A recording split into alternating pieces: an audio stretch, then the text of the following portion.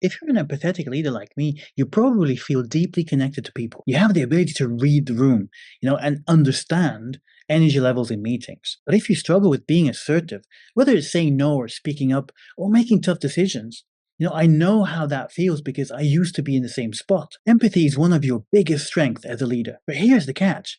Being highly empathetic can sometimes make assertiveness, feel uncomfortable. Yet, to lead effectively, you need both. And I'm going to show you how you can have that balance. Even growing up, I was the quiet kid who sat at the back of the room, hiding from the teacher, hoping to stay invisible. But as I stepped into leadership roles, I realized something important. My ability to understand people's emotions and energy was a gift. But it wasn't enough to lead. It was like having a powerful engine in a car. It gives me the potential to go far, but without steering and direction, I couldn't control the journey or lead others to the destination. But here's the thing. Being assertive doesn't mean losing your empathy. In fact, it makes you a more effective leader for your team. So how do you find the right balance between empathy and assertiveness? Let me walk you through exact strategies that I use and teach. Number one, prepare and practice. I found that preparation is key. If I know that I'm walking into a tough meeting, I'm sure to practice what I'm going to say, rehearse difficult conversations, and go in with a clear conviction and be intentional. Number two, start with small steps. If assertiveness feels uncomfortable, start by saying no to small things, like maybe decline a request that doesn't fit your schedule. Small wins will build your confidence over time. Number three, use your empathy to your advantage. Assertiveness isn't about being aggressive or harsh. As a highly empathetic leader, you can acknowledge others' feelings while still being clear and firm about your own boundaries. It's about creating space for both perspectives. Number four, use physical energy to establish yourself early. If you start a meeting and you stay quiet, you might start feeling anxious, and the anxiety can make you lose focus.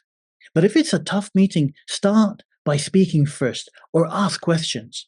This way, you're in control of the energy in the room, and that builds your confidence. Use open body language, maintain eye contact, and speak clearly. This not only boosts your confidence, but also makes you feel more intentional and strong. But remember, you don't need to always be the one talking.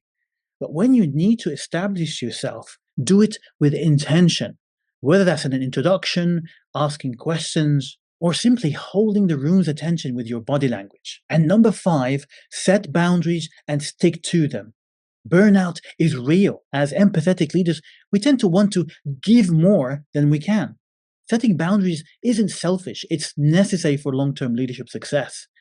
And the more you stick to them, the more your team will respect and trust you. And lastly, recharge after high energy conversations. It's important to take breaks to recover after you've been assertive or had tough conversations. This keeps you energized and prevents burnout. Remember, being assertive doesn't mean being loud or pushy. It means being clear and standing firm when it matters, while staying true to your empathetic nature. So, if you're an empathetic leader who wants to be more assertive, remember, it's a journey. Start small, build your confidence, and always keep in mind the bigger picture. The needs of your team and your organization, but first, your needs. Over time, you'll find the perfect balance between empathy and assertiveness.